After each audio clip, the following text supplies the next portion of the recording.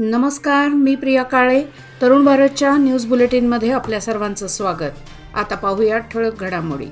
बेळगाव शहर व काही परिसरात होळीच्या दुसऱ्या दिवशी मोठ्या उत्साहात धुळवड साजरी करण्यात आली. रंग खेळण्यासाठी बाळगोपाळांसह तरुणाई रस्त्यावर उतरली होती. विशेष म्हणजे अनेक ठिकाणी मुली व महिलांच्या उत्साहाला उधाण आले होते. शहरातील खडक गल्ली, चव्हाड गल्ली, गोंधळी गल्ली, पाटील गल्लीसह आदी ठिकाणी डीजेच्या तालावर स्प्रिंकलर्सच्या खाली तरुणाई थिरकताना दिसून आली. पांगुळ गल्लीतील इतिहास प्रसिद्ध श्री अश्वत्थामा मंदिराच्या समोर दुपारी तरुण वर्गाने लोटांगण घालून शहरात सुख, शांती आणि समृद्धी लाभू दे अशी प्रार्थना केली. देशाला काँग्रेस शासनाचे योगदान अधिक आहे. राज्यात अधिक सबलीकरणासाठी काँग्रेसने 5 गॅरंटी योजना जारी केल्या आहेत. कोरोना व महापुराच्या वेळी जनहितार्थ अनेक कामे केली गेली आहेत.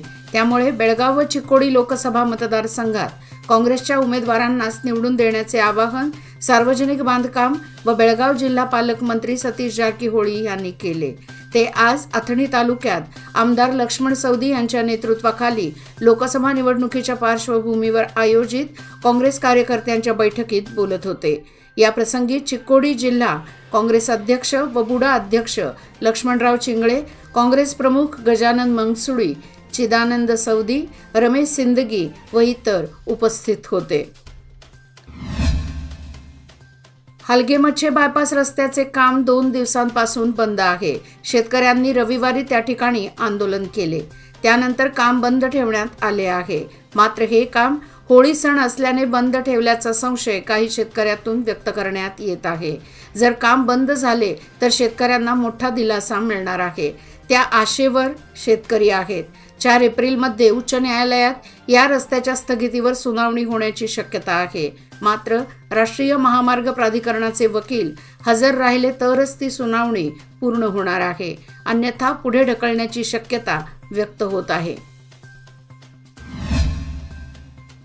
बेक्किनकेळी येथील केंबाळी पुलामध्ये मोठ्या प्रमाणात प्लास्टिक कचरा तसेच इतर कचराही फेकून देण्यात आला आहे.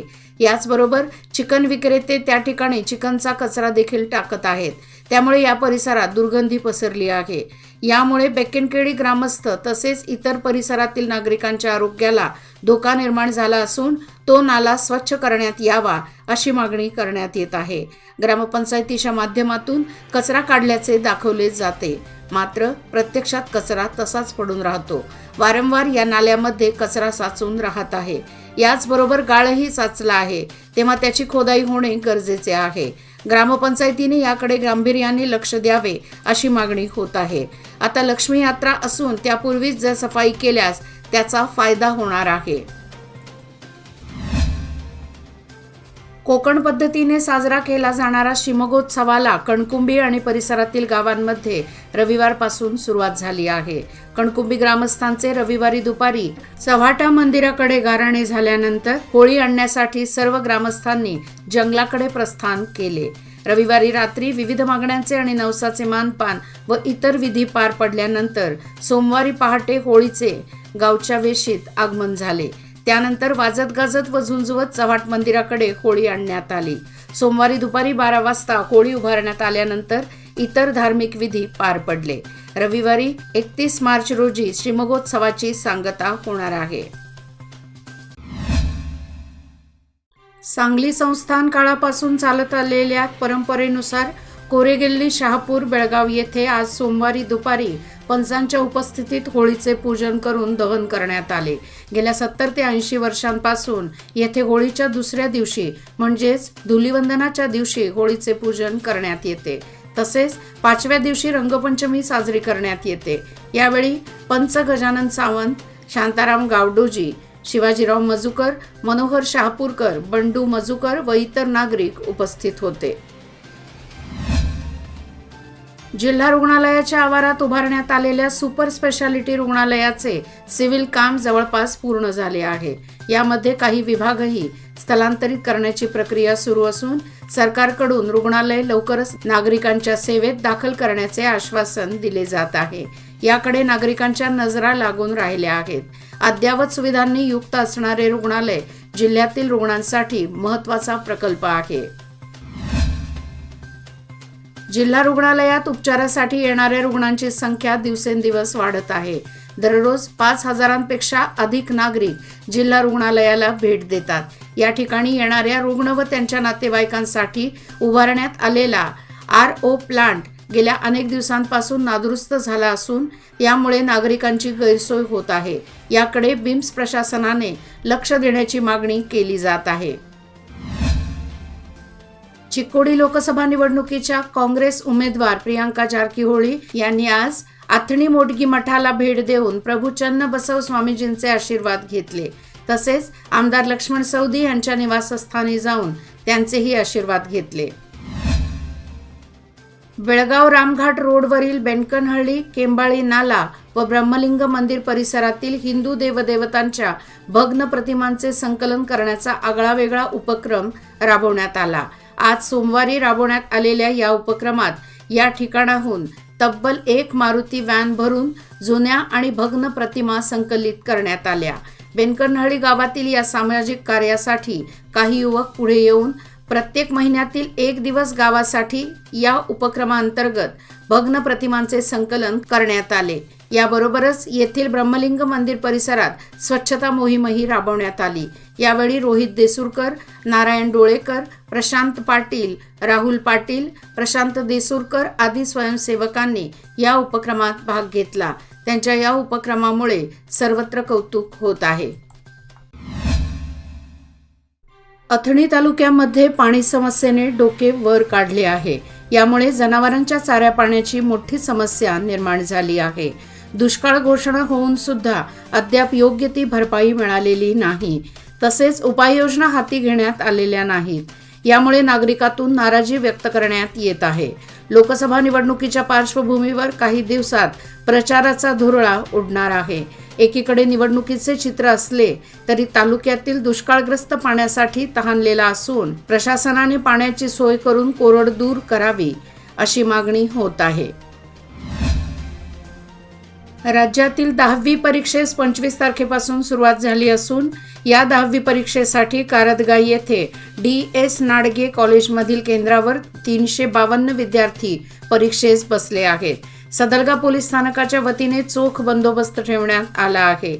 या केंद्रावर कारदगा नाडगे स्कूल, ढोणेवाडी बारवाड सरकारी हायस्कूल व मांगूर येथील भैरवनाथ व साई अशा 5 हायस्कूलचे 352 विद्यार्थी परीक्षेस बसले आहेत. या केंद्रावर चीफ सुपरिटेंडेंट म्हणून MV कोल्हापुरे व पड लिहाळे हे काम पाहत आहेत. नाडगे कॉलेजचे चेअरमन डॉक्टर अभिनंदन मुराबट्टे, MB कोल्हापुरे व पड लिहाळे यांनी प्रथम 10वी परीक्षेस बसणाऱ्या विद्यार्थ्यांचे गुलाब पुष्प देऊन स्वागत केले व त्यांना शुभेच्छा दिल्या. सोमवार 25 तारखेपासून प्रारंभ झालेल्या 10वीच्या परीक्षेसाठी रायबाग तालुक्यातील 20 केंद्रात पहिला पेपर सुरळीत पार पडला. तालुक्यात एकूण 7,276 विद्यार्थी असून त्यापैकी 7,178 मुले हजर होती, तर 98 मुले परीक्षेला गैरहजर राहिली होती. परीक्षेला सामोरे जाणाऱ्या मुलांना परीक्षेनंतर माध्यान्ह आहाराची व्यवस्था केंद्राच्या आवारात करण्यात आली होती. तसेच परीक्षा केंद्राच्या आवारात CC कॅमेरे बसवण्यात आले आहेत. यामुळे अनुचित प्रकारांना आळा बसण्यास मदत होणार आहे. सोमवारी पहिला पेपर सुरळीत पार पडला. सकाळच्या सत्रात विद्यार्थ्यांना सोडण्यासाठी पालकांनी गर्दी केली होती. चिक्कोडी आणि बेळगाव लोकसभा निवडणुकीत भारतीय राष्ट्रीय काँग्रेस पक्षाचे अधिकृत उमेदवार म्हणून निवड झालेल्या प्रियांका जारकीहोळी आणि मृणाल हेब्बाळकर यांचा विजय निश्चित असल्याचे प्रतिपादन विधान परिषद सदस्य व कर्नाटक सरकारचे दिल्ली प्रतिनिधी प्रकाश हुक्केरी यांनी केले. त्यांनी रविवारी प्रियांका जारकीहोळी आणि मृणाल हेब्बाळकर यांची भेट घेतली आणि त्यांना शुभेच्छा दिल्या. त्यावेळी ते बोलत होते. यावेळी सार्वजनिक बांधकाम तथा बेळगाव जिल्हा पालकमंत्री सतीश जारकीहोळी, महिला व बालविकास मंत्री लक्ष्मी हेब्बाळकर, विधान परिषद सदस्य चंद्रराज हट्टीहोळी, माजी जिल्हा पंचायत उपाध्यक्ष अरुण कटांबळे आदी उपस्थित होते.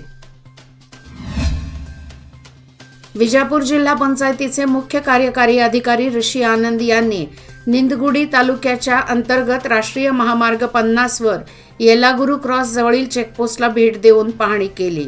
लोकसभा निवडणुकीच्या पार्श्वभूमीवर येल्लागिरी क्रॉसजवळ एक चेकपोस्ट सुरू करण्यात आले आहे. विजापूर जिल्ह्यातून बागलकोट जिल्ह्यात प्रवेश करण्यासाठी जिल्हा सीमा चौकी सुरू करण्यात आली आहे.